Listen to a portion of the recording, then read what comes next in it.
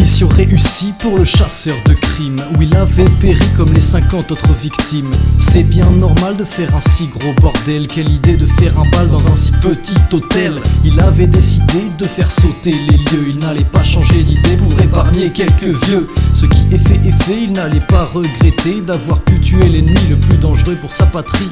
Pour fêter tout ça, direction le saloon, des bières à tour de bras, des blondes et des brunes et des blondes. Pourquoi pas des femmes, c'est ça le nouveau monde. Les désirs s'enflamment, enfin libéré de ces missions qui le hantent. Il peut enfin profiter de ses envies distrayantes. 6 heures plus tard, l'hôtel brûle toujours.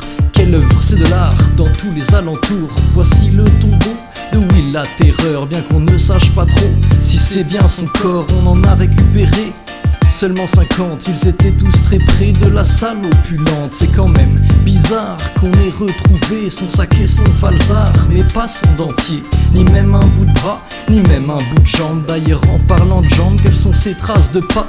Il y en a 2 paires au niveau d'une ancienne fenêtre. Sauter de cette hauteur, aucun vieux ne peut se le permettre. La rumeur se répand vite dans toute la ville où il a réussi sa fuite. C'était plutôt facile, on essaye de prévenir notre héros pilier de bar. Quand même c'est du délire, il a tué 50 vieillards. Pas besoin de lui dire que son ennemi est vivant.